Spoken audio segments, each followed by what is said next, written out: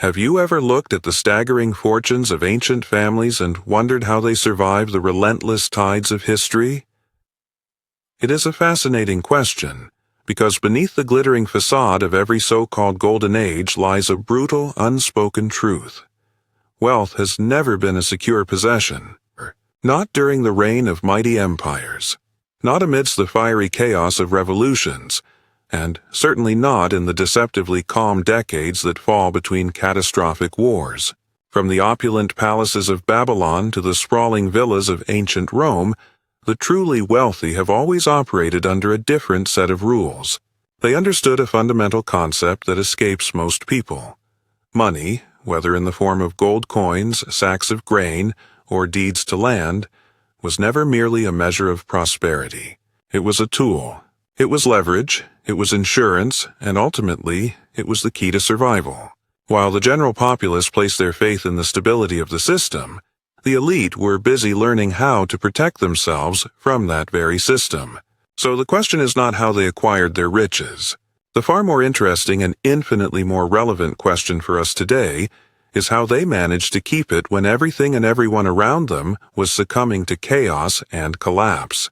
To unravel this secret, we must journey back to the very dawn of concentrated wealth, to a time when being rich had nothing to do with a number in a bank account, and everything to do with controlling resources that were beyond the reach of others. In the city-states of Mesopotamia, a staggering 4,000 years before our common era, the most successful merchants and powerful rulers did not simply lock their silver away in a vault. That would be amateur hour. Instead, they ingeniously wove their assets into the very fabric of society. They funneled their capital into temple loans, secured long-term leases on fertile farmland, and established trade monopolies that stretched across treacherous deserts and winding rivers. The Sumerian kings who governed from legendary cities like Ur and Lagash insulated their fortunes by tangling them with religion. Temples were not merely places for quiet contemplation, they were the central banks of the ancient world. To dare seize a temple's assets was to invite the wrath of the gods. And let us be honest, offending a deity was a surefire way to get a terrible credit rating. This divine shield made elite fortunes politically untouchable. The pharaohs of Egypt and their inner circle were masters of a similar craft. Throughout the Old and Middle Kingdoms, true wealth was not held in currency which could be devalued, but in durable, tangible assets that formed the bedrock of the state itself. We are talking about vast tracts of fertile land along the Nile, colossal warehouses overflowing with grain, and control over the lucrative gold mines in Nubia. Confiscating these assets was not a simple matter. It would mean dismantling the entire economic engine of the kingdom. The ruling class also employed an early version of a trust, dedicating properties and their revenue streams to temple estates. This clever maneuver ensured that their wealth would pass down to their heirs, even if the political wind shifted and a new dynasty took the throne. If you were a member of the Egyptian elite, you did not lose sleep over inflation. Your wealth was the land. And in a world where food was the ultimate currency, you were effectively the house that always wins. Now let us fast forward to classical Greece in the 5th century before Christ, where we witness the evolution of a new, more dynamic strategy: diversification through mobility. The Greek merchants of Athens, Corinth, and the sun-drenched islands of the Aegean built their fortunes on the high seas. They were acutely aware that a sudden political coup, or a devastating war with, say, Sparta, could wipe out any wealth stored within their city's walls. Their solution was brilliantly simple. Do not keep all your eggs in one basket, especially when the basket is located in a geopolitical hotspot. They spread their deposits across multiple city-states, invested in fleets of cargo ships, and cultivated strong relationships with bankers in distant ports from Egypt to the Black Sea. This was the world's first real taste of offshore banking. It was not about secret, numbered accounts, but about the physical dispersal of assets. If Athens were to fall, a savvy merchant could simply set sail for Rhodes, liquidate his assets there, and have more than enough capital to begin a new enterprise. The Romans, of course, took this principle and elevated it to an art form. The Roman elite, the senators, the generals, and the notoriously wealthy equestrian class, were intimately familiar with the lethal game of political turnover. They had a front-row seat to the rise and fall of dictators, witnessed the brutal property confiscations under ruthless leaders like Sulla and later Julius Caesar, and saw entire family fortunes vanish overnight for the simple crime of backing the wrong horse. Their solution was a sophisticated blend of asset diversification, political insurance, and a healthy dose of influence over the financial system itself. The wealthiest Romans never kept their entire fortune in coin. They purchased sprawling agricultural estates, or latifundia, in multiple provinces from Spain to Syria.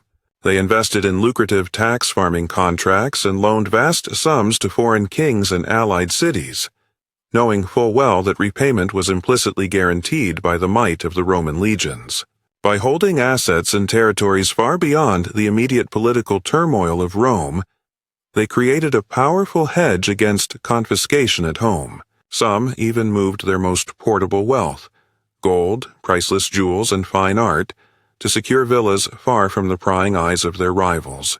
In modern terms, they were not just diversifying their portfolio, they were diversifying their jurisdictions. So, you think you have seen it all with offshore accounts and political lobbying. The Romans were just getting started. But what happens when the entire system collapses?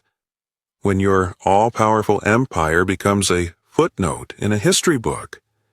This is where the real genius of wealth preservation kicks in.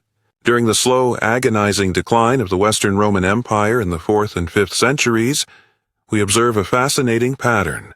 As the state's ability to maintain order crumbled, elite families began a massive shift of their capital. They moved their wealth away from public assets, like loans to a bankrupt imperial treasury, and into private, defensible ones. They invested in fortified countryside estates that were essentially private fortresses, raised their own private armies, and established direct trade networks with the so-called barbarian tribes on the frontiers. When Rome officially fell in 476, the imperial treasury was a hollowed-out shell. But the great aristocratic families, they still controlled the land, the food supply, and the local manpower. The state was gone, but their wealth, protected by centuries of strategic foresight, endured. The medieval world presented a new set of challenges, and with them, new tools for the wealthy. In Europe, between the 11th and 15th centuries, the richest merchants and nobles found a powerful new ally: the church. It served as both a bank and a legal fortress. When power-hungry kings needed to finance their endless wars, they would often resort to seizing the assets of their rivals. However, property that had been donated to the church, often in exchange for some very convenient spiritual benefits, was largely considered untouchable. This allowed wealthy families to effectively park their assets in monasteries, keeping them safe from royal hands for later retrieval or management by a friendly abbot. Meanwhile, the emerging banking dynasties, like the legendary Medici family in 15th century Florence, pioneered a revolutionary financial instrument: the bill of exchange. This early form of paper credit allowed them to move immense value across borders without the risk of physically transporting chests of gold. A Medici could face financial ruin in one city, but remain fabulously wealthy in another, because his true capital existed as entries in ledgers scattered across the markets of Europe. This was not a uniquely European phenomenon. The Islamic world, during its own golden age from the 8th to the 13th century, developed highly sophisticated systems for protecting wealth. Merchants in bustling centers like Baghdad and Cairo utilized the hawala system, an informal but deeply trusted network for transferring funds without a single coin ever moving.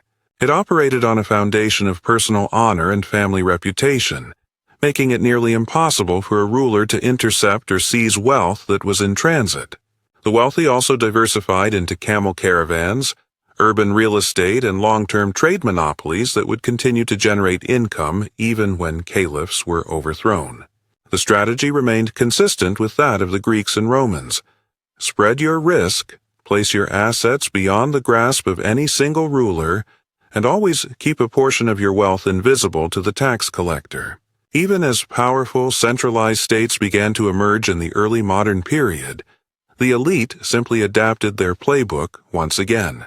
The great merchant families of Venice, Amsterdam, and London from the 16th to the 18th centuries learned to intertwine their fortunes so deeply with the state that they became indispensable.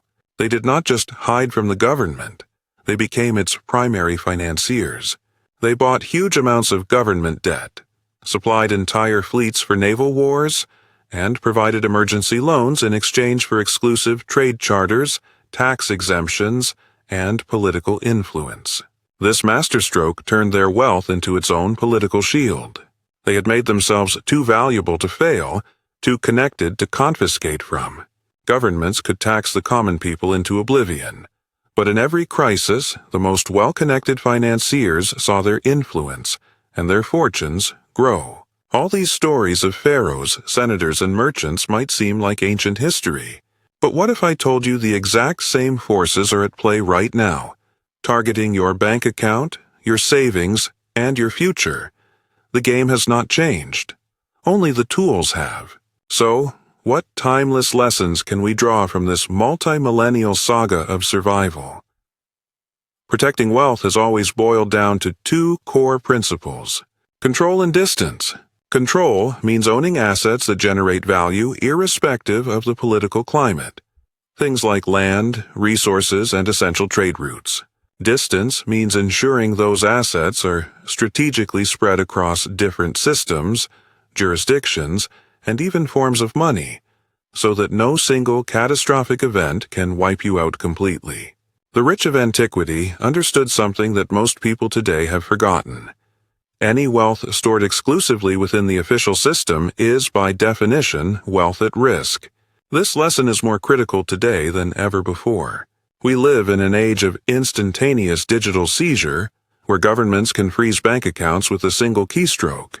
We watch as currencies are devalued overnight through reckless policy, and as stock markets lose a quarter of their value in a matter of weeks. Inflation, the silent thief, quietly erodes your purchasing power year after year. The ancient elite never trusted their entire fortune to the goodwill of the state, and neither should you. The modern tools are different. We talk of international diversification, precious metals, alternative assets, and private holdings, but the underlying principle is absolutely identical. History does not repeat itself exactly, but its patterns are undeniable. People always assume that stability is a permanent condition, right up until the day it vanishes. The wealthy of the past did not wait for the storm to hit before they secured their foundations.